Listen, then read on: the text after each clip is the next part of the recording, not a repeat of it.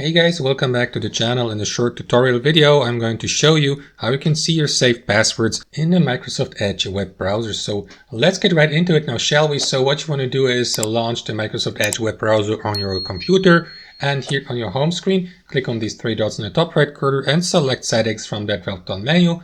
And inside your browser settings, head over to profiles. That's the uppermost option here on the left sidebar. And here inside your profiles, scroll down till you get to passwords. Click on it. Now, through a feature called Microsoft Wallet, you will be given the opportunity to store all your passwords and usernames all in one place. For instance, for websites or social media portals you have visited and would like to save the password for. So to do that, guys, simply click on Add Password here at the top and provide information about the username, the account, and also the associated password below. For instance, if I click on that button here or on that icon to the right, on that eye icon, I will be given the opportunity to see my saved password for the associated username and account.